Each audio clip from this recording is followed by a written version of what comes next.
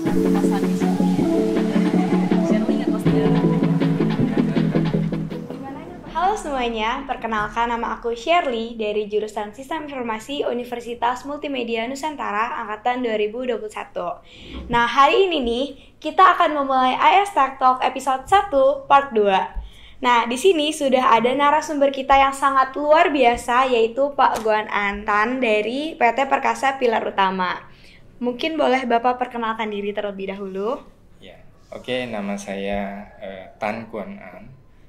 Kebetulan saya mendirikan perusahaan PT Perkasa Pilar Utama sejak tahun 1995. Jadi mungkin lebih dari seperempat abad. Memang kami perusahaan software yang kebanyakan membuat berbagai macam aplikasi. Oke, baik. Untuk panggilannya dengan bagaimana? Kalau singkatan, kalau agak panjang ya Guan An aja. Oke, tapi kalau misalnya saya panggil Bapak Pak Tan, gak apa-apa? Ya, itu singkat aja. Oke, baik. Oke, kan tadi teman-teman udah tahu nih background dari beliau. Nah, sekarang mungkin aku mau nanya nih untuk Pak Tan. Kesibukan saat ini tuh lagi ngapain sih, Pak? Oke, sekarang ini saya agak shifting. Dulu kan saya day to day operation perusahaan, saya tangani dari yang kecil sampai yang besar. Nah, sekarang kami punya tim sehingga saya lebih banyak fokus di pengembangan aplikasi, apakah itu startup maupun ide-ide seperti membuat super app. Oke, baik. Terus saya juga sempat research dulu sebelum ini. Terus yang saya tahu dulu perusahaan Bapak itu pernah menang award ya kalau nggak salah, yang Global Partner. Ya. Nah itu mungkin boleh diceritain kenapa bisa masuk nominasi dan kenapa bisa menang. Oh ya, terima kasih. Kami juga sudah dipercaya oleh prinsipal kami, OutSystems, yang dimana headquarternya di Portugal dan mungkin di US. Kami menjadi partner mereka sejak tahun 2016. 2016 ini kami melakukan research dan menjadi partner mereka. Perusahaan ini secara global pun di Gartner Quadrant, Magic Quadrant itu sudah leader di dalam kategori low code platform. Apa itu low code platform? Itu sebuah platform yang memudahkan kita melakukan coding tapi semi robotik. Maksudnya apa? Kalau dulu traditional coding kita lebih banyak langsung mengetik code-nya satu-satu. Kalau yang di OutSystem ini lebih banyak kita drag and drop. Oh, oke. Jadi prosesnya kalau kita mengetahui tinggal drag and drop, nah dia akan mengenerate code di belakang. Oh, berarti kayak langsung otomatis gitu ya, nggak usah satu lagi. Mungkin padanannya seperti ini. Jadi kalau kita punya pabrik, zaman dulu manusia melakukan dengan tenaga manusia untuk membuat sebuah mobil. Sekarang kan mobil itu semi robotik, artinya di bagian-bagian tertentu dibutuhkan manusia, tapi yang berat-berat sudah dilakukan oleh robot. Oh, oke, baik-baik. Wow, berarti karena itu bisa menang yang Global Partner Award gitu ya? Nah, kalau Global Award ini juga melalui perjuangan, artinya mereka pilih dari sekitar 350 lebih partner worldwide. Dan partner itu mengajukan aplikasi yang sedang mereka buat, kemudian dianalisa oleh tim OutSystem yang di global, dianalisa. Nah, kebetulan kami mendapatkan award itu Best Solution Award. Ya, kami juga berterima kasih dan mungkin juga bangga bahwa produk Indonesia ini juga bisa berkompetisi di global. Ya, kami salah satunya perusahaan di Asia yang memenangkan Global Award ini. Jadi ada 3 perusahaan, 2 di luar Asia, kami yang dari Asia satu-satunya. Oke. Terus tadi Pak Tan bilang kalau misalkan menang yang Best Solution Award ya, itu aplikasi apa yang bisa sampai menang ke Best Solution Award gitu? Solusi apa sih yang ditawarkan dari aplikasi dari punya Bapak? Oke, nah ini menariknya adalah karena Indonesia ini terdiri dari berbagai daerah dan pulau ya. Jadi ada sebuah perusahaan elektronik, mungkin pernah dengar namanya Modena. Itu perusahaan yang membuat home appliance elektronik. Nah, mereka punya karakteristik adalah setiap produk punya target ya salesnya. Nah yang itu formulanya berbeda-beda. Nah kami membuat sebuah formula tapi yang fleksibel sehingga para sales mereka itu bisa mengumpulkan dari tempat yang berbeda-beda dengan produk yang terjual berbeda-beda. Mereka bisa melakukan forecasting dengan mudah dan itu juga ada approval dari level daerah, cabang sampai ke pusat. Oh, berarti untuk jangkauannya untuk satu Indonesia. Betul sekali, ya. Oh, oke. Berarti untuk aplikasi itu lagi diterapkan saat ini atau pada saat itu aja, Pak? Sekarang sedang berjalan dengan pilot project 8 produk. Jadi ada 8 produk mereka targetkan sudah dijalankan secara simulasi dan ini sedang berjalan. Jadi sudah implementasi tapi masih belum semua produk, hanya 8 produk kira-kira. Kalau gitu kita lanjut ke section selanjutnya ya, Pak. Iya. Jadi kan tadi Pak Tan sempat menjelaskan tentang super apps ya kan. Nah di sini mungkin di sesi ini kita akan lebih membahas tentang super apps-nya itu gitu.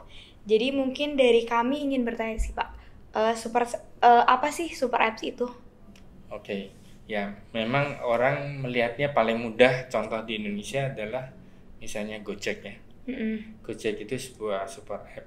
Artinya mereka mempunyai sebuah app tapi di dalamnya ada beberapa services. Ya, itu kita namakan super app.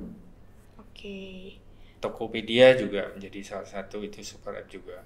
Oke.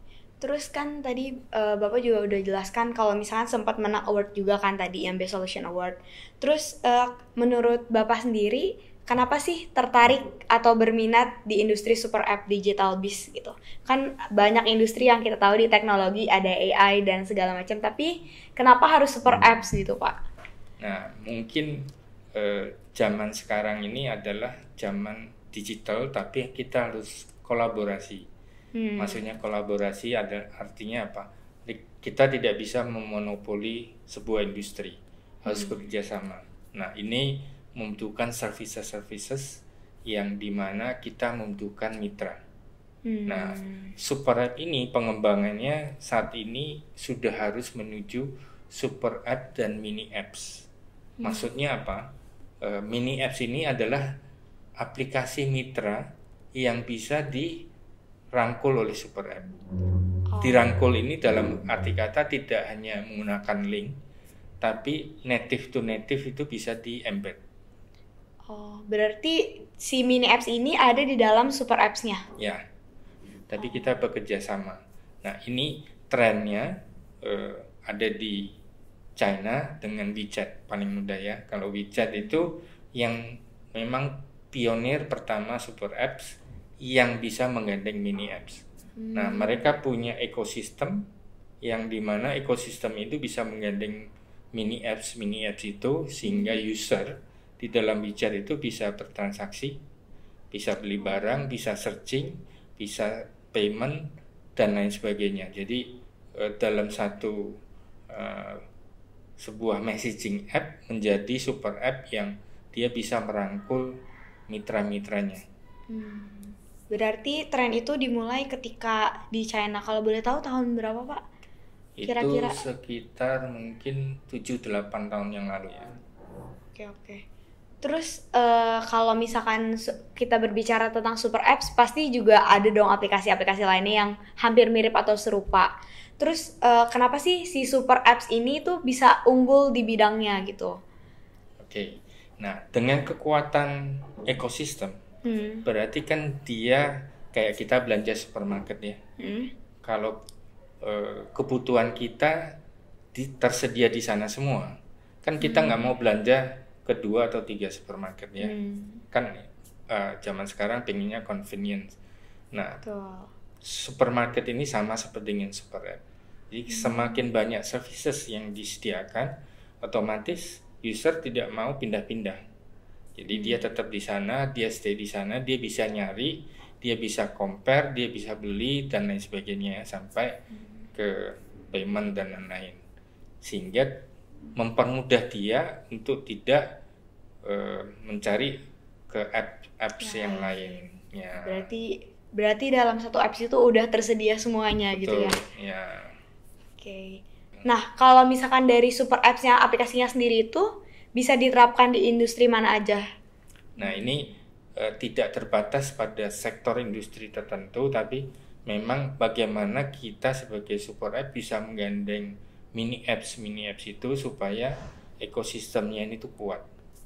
Ya, jadi tidak terbatas kepada sektor industri tertentu, tapi bagaimana kita membuat ekosistem supaya si user ini merasa comfort dan bisa memberikan solusi atau services yang dibutuhkan oleh pengguna tersebut lah. Ya. Kan dari tadi udah dijelasin dari manfaat, terus trennya kapan, mulainya kapan, terus apa itu super apps. Nah, di sini mungkin kita pengen nanya nih, bagaimana cara untuk membuat super apps gitu. Dan bisa bekerja mungkin di bagian super apps-nya gitu. Menurut Bapak, fokus apa sih yang perlu kita tuju gitu? Jadi super apps pun menggunakan teknologi yang berbeda-beda. Nah, kita harus tahu mana teknologi yang mendukung super apps tersebut. Ada super apps untuk internal perusahaan. Contoh, misalnya untuk salah satu bank besar BUMN, dia ingin menstandarkan semua aplikasi di dalam untuk para karyawannya bisa bekerja efisien, apalagi pada saat pandemi ya, mereka kan harus work from home. Approval, kemudian digitalisasi dokumen itu terjadi, dan itu saya kategorikan internal apps, tapi super apps untuk internal perusahaan. Ada super apps yang kita targetkan untuk customer B2C ya. Nah, itu tren yang kalau kami lihat kan semua maunya native. Nah, ada satu perusahaan yang menyediakan native ini dengan native aplikasi lain itu bisa digandeng. Nah, itu salah satunya widget. Nah, itu yang akan menjadi tren ke depan, bahwa super app itu tidak bisa hanya berdiri sendiri, tapi dia merangkul mitra-mitranya sehingga ekosistem itu semakin growing, semakin bertumbuh lah. Dan itu menjadi jauh lebih cepat dibanding dia harus mengerjakannya sendiri. Berarti lebih ke bekerja sama ya Pak ya? Ya, dan kalau teknologi mungkin kan tersedia di Google, di internet, bisa mencari low code platform. Ya, di mana low code platform itu mempercepat proses pembuatan aplikasi super app itu. Ya. Baik. Terus kalau misalkan dari Bapak Tan sendiri, apakah ada pengalaman nih dalam menangani, boleh diceritain dong Pak ke kita pengalamannya apa aja, terus suka dukanya gimana gitu? Ya, mungkin awal mulanya setelah saya studi di Jerman, kemudian saya bekerja untuk kebetulan proyek militer, dan di situ saya belajar bagaimana standar militer seperti apa dan pengalamannya. Mungkin itu salah satu yang pernah saya alami. Terus kemudian saya menimba pengalaman di Hong Kong, di mana kebetulan selama 5 tahun itu saya mendapatkan 5 proyek di perusahaan yang berbeda. Satu untuk manufacturing jewelry, untuk dia bisa ekspor hasil perhiasan ke seluruh dunia. Kemudian ada juga ke Hong Kong government, ada juga ke Citibank. Kemudian saya menimba pengalaman di Shell, dan terakhir di Hong Kong Telkom. Ya, untuk di Hong Kong Telkom ini memang pekerjaannya sangat berat. Maksudnya sangat berat adalah kita harus bisa menghandle multiple projects. Jadi tidak hanya satu proyeknya. Nah, itu terus hampir praktis, kalau ada apa-apa kita harus bisa dikontak. Zaman dahulu itu tahun 94-95 kami sudah menggunakan fiber optic. Ya, itu salah satu pengalaman yang menarik, karena di gedung itu sudah tidak ada resepsionis. Jadi kita pakai card RFID, pintu buka sendiri. Dan waktu itu kami yang menarik itu, kami membuat solusi di mana di data center untuk troubleshooting itu log permasalahan itu kita bisa keluarkan ke satu alat itu yang mengeluarkan suara. Jadi kadang-kadang operator kalau jam 1 pagi kan mungkin ngantuk ya, dan dia tidak bisa melihat monitor terus menerus. Nah ini kita kasih sound, jadi dia kaget ya, maksudnya dan kita langsung bisa tahu problemnya apakah di network, apakah di mesin, apakah di database, apakah di aplikasi. Nah itu bisa langsung ketahuan oleh si operator karena dia mendengar, oh ini targetnya mesin sekian, permasalahannya apa. Ya itu salah satu contoh yang memang super berat tapi super menarik karena kita belajar banyak teknologi. Ya. Oke, tadi ada satu hal yang menarik. Tadi Bapak jelaskan bahwa pernah studi di Jerman ya. Iya, betul. Nah, kalau boleh tahu itu studi di jurusan apa dan di mana gitu Pak? Saya belajar informatik di kota Darmstadt, kota pelajar ya kira-kira 40 km dari Frankfurt. Ya mungkin orang taunya Frankfurt karena penerbangan dari luar itu biasanya mendaratnya di Frankfurt. Ya. Tapi kita enaknya kota tersebut nggak terlalu besar, cocok untuk pelajar lah. Oh, oke. Terus kenapa harus di Jerman, Pak? Ini saya agak penasaran sih karena banyak juga kan negara-negara yang menawarkan teknologi yang juga super canggih, tapi kenapa pada akhirnya Bapak memilih untuk di Jerman gitu? Pertama mungkin masalah biaya. Jadi kalau di Jerman ini kan biaya kuliah itu termasuk gratis, baik buat orang asing juga. Jadi kita akan menghemat cukup banyak dalam hal biaya studi. Cuman untuk kehidupan sehari-hari ya kami pelajar itu pada masa liburan ya harus bekerja, serabutan, ya cari ya istilahnya uang untuk bisa beli buku. Pada zaman itu kan internet belum ada, sehingga kami harus melihatnya dari buku ya. Berarti satu-satu gitu Pak, baca. Ya terus baca nyoba. Dulu saya ingat ya kalau waktu kami kebetulan saya mengerjakan skripsi itu satu PC sekitar 2.500 US ya. Nah, kita butuh satu extended card-nya. Satu extended card itu sama dengan 1 megabyte. Itu sama dengan harga satu PC-nya. Waduh. Itu jadi investasi pada saat itu memang ya termasuk mahal, tapi ya kita belajar banyak dari apa yang pernah kita kerjakan waktu melakukan skripsi ya. Itu salah satu contoh lah. Oke. Terus tadi juga Bapak sempat mention tentang proyek militer ya. Nah itu mungkin boleh diceritain Pak, itu kerjanya ngapain aja, terus buat apa sih di proyek militer gitu? Oh, mungkin sekilas saja ya. Boleh Pak. Jadi roket itu NATO Hawk M3 itu sebetulnya sudah ada, tapi ingin dimodernisasi. Nah, policy mereka adalah tidak boleh satu negara itu mengembangkan teknologinya semua. Jadi dipretelin ya, bisa-bisa dikirimkan ke negara berbeda, kemudian dilakukan modernisasi. Setelah itu komponennya akan dikirim ke Jerman kirim ke Amerika, dibuat satu roket, dikirim lagi ke Jerman, baru didistribusikan. Jadi ini yang ya akhirnya sebuah alat di militer itu mahal karena melalui harus berbagai proses, tidak boleh sembarangan, izinnya juga cukup banyak, dan juga karena ini roket kan punya hulu ledak, itu tidak boleh melalui terowongan seperti di negara Swiss. Kita harus menghindari Swiss ke berbagai negara. Nah, tiap negara punya aturan main, dan sebelum terjadi gabungan Eropa Union itu masing-masing negara punya regulasi yang berbeda-beda.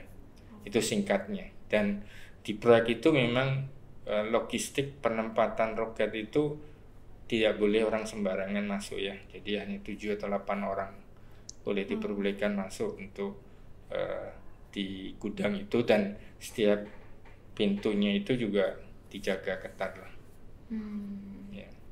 Baik. Terus setelah dari Jerman, kenapa memutuskan untuk studi lagi kembali di Hong Kong, Pak? Oh, itu istilahnya laki ya. Maksudnya laki kenapa? Kebetulan saya pengen balik ke Indonesia waktu itu. Dan sebetulnya saya sudah apply dapat pekerjaan. Tapi saya mendarat di Hong Kong itu untuk pengen jalan-jalan dulu sebelum balik ke Indonesia. Nah, di sana itu saya masih ingat waktu saya apply pekerjaan itu saya masih menggunakan mesin ketik tradisional. Ini sih ketik ya. Terus kita kirim, kita jalan-jalan seminggu balik, besok interview, besoknya lagi kerja. Jadi nggak ada istilahnya istirahat lah. Ya. Terus tadi Bapak sempat mention mau balik ke Indo. Nah, kan udah studi di luar, udah sempet di Hong Kong juga. Kenapa pada akhirnya balik ke Indonesia dan memutuskan untuk berkarir di Indonesia, Pak? Ya, kecintaan dengan tanah air ini ingin memajukan IT di Indonesia supaya tidak kalah dengan luar negeri lah. Berdasarkan pengalaman saya ingin menularkan ilmu-ilmu itu, bagaimana kita berkompetisi secara profesional dan tidak kalah dengan tenaga-tenaga IT di luar negeri. Jadi ingin menularkan pengalaman saya supaya tenaga di Indonesia ini tidak merasa minder, atau mereka kadang-kadang punya ide yang tidak kalah lah sama ide tim-tim di luar negeri. Oke. Terus kita balik lagi ke super apps yang tadi. Kan tadi udah dijelaskan bahwa kalau mau super apps harus begini. Nah, kalau pada dasarnya tuh kita tuh sebagai, misalkan saya nih sebagai mahasiswa IT ya, yang mau belajar mengenai super apps. Nah, kita tuh harus belajar apa dulu sih, Pak? Kita harus menguasai apa dulu supaya kita bisa pada akhirnya menciptakan sebuah super apps gitu. Nah, mungkin kita sebut biasanya itu adalah digital factory. Ya, artinya super apps itu dibuat oleh sebuah tim. Kita sebut digital factory. Kenapa? Setiap orang punya peran yang berbeda-beda. Ada yang perannya di business process, ada perannya di UI UX, ada perannya pembuatan aplikasi, ada yang perannya di testing, ada yang perannya di infrastruktur. Nah, tinggal kita pilih mana yang menurut generasi muda ini yang cocok dan passionnya di mana. Jadi sebetulnya peluang itu sangat luas, tinggal kita memperdalam di bagian mana yang saya bisa berperan, dan di situ akan muncul dan kemudian kalian bisa terasa dengan pengalaman. Kalau untuk toolsnya sendiri, Pak? Nah, tools sendiri itu beragam. Ada yang tadi saya sebut ada menggunakan native. Ya, sekarang ini bahasa sudah cukup banyak, Go, Kotlin, Java, dan lain-lain. Ada juga yang tadi low code platform. Artinya kalau perusahaannya menggunakan low code platform, kita bisa memanfaatkan low code platform ini supaya bisa menghasilkan super app lebih cepat. Ya, intinya di situ. Jadi yang dulu harus tradisional, sekarang mereka punya platform yang bisa mumpuni untuk mengatur digital factory ini. Kalau untuk pengerjaan super apps yang sederhana sekitar 2 bulan tadi, itu kira-kira membutuhkan berapa orang, Pak, dalam satu proyek tersebut? Biasanya maksimal 3-4 orang. Jadi ada yang nge-develop 2 orang, 1 UI UX, 1 tester. Jadi memang low code platform ini merubah nuansa atau cara bagaimana kita menghasilkan coding. Dengan platform ini udah didukung oleh ekosistem yang mulai dari depan, mereka itu mempermudah kita untuk membuat komponen-komponen yang dibutuhkan oleh super app itu. Ya, bahkan kita kalau presentasi ya biasanya membuat mobile app itu hanya dalam 30 menit, yang sederhana ya, yang bisa taking picture, bisa sinkronisasi, kalau tidak ada signal bisa data langsung masuk ke server. Nah, itu kira-kira 30 menit kita bisa demo dan selesai. Cepet ya. Dan nantinya hasilnya itu bisa kita deploy langsung ke Android. Ya kalau ke Apple memang butuh waktu lebih lama dikit ya. Nah, karena proses di Apple itu butuh pengecekan dari sisi mereka. Tapi secara teknologi akan menghasilkan untuk kedua platform itu. Ya. Oke, baik. Kalau sebagai pemula nih Pak, yang mau belajar tentang super apps, apa yang harus dipelajari terlebih dahulu Pak? Ya sebetulnya yang penting adalah kita memiliki logic. Ya, jadi bahkan kita gunakan juga ada tenaga dari SMK. Ya, dimana mereka kan kesulitan bekerja ya. Akhirnya kita tes. Low-code platform yang canggih itu kita hanya belajar 2 minggu, untuk web 5 hari, untuk mobile 5 hari. Nah, minggu ketiga, minggu 4 itu lebih banyak kita ke use case dan betul-betul seperti mini project. Jadi 1 bulan itu memang kelihatan apa yang menjadi passion kita. Apakah kita di development cocok, apakah di testing, apakah di infra. Ya, tadi digital factory ini kan ada yang mulai dari depan sampai production ya. Nah, ini sama di coding, sama dari depan sampai belakang nih, tinggal kita pilih mana yang menjadi fokus kita sehingga kita menjadi spesialis. Kalau biasa kesulitan yang dihadapi pas awal-awal tuh apa aja Pak kalau boleh tahu? Pertama internet connectionnya. Jadi kalau internetnya lelet, otomatis kan ngakses ke servernya juga lambat. Kedua adalah kalau dia punya logic akan cepat gitu ya. Tapi kalau dia lebih cenderung saya ke UI UX gitu kan. Nah itu part yang dia jalani berbeda dengan dia menjadi developer ya. Yang terakhir nih Pak, dari Bapak sendiri apakah ada sebuah pesan atau apa yang Bapak ingin sampaikan ke teman-teman yang menonton episode hari ini Pak? Ya mungkin ya pengalaman saya adalah saya sudah berkecimpung di IT ini 40 tahun ya. Ya setiap hari pun saya masih melakukan research. Jadi tidak, ya kita harus terus-menerus memotivasi diri untuk mengetahui teknologi yang berkembang dan apa yang istilahnya menjadi kekuatan kita untuk menghasilkan knowledge ya. Jadi knowledge itu kan bisa dipelajari, diasah sehingga menjadi sesuatu yang berguna. Ya mungkin generasi muda ini kan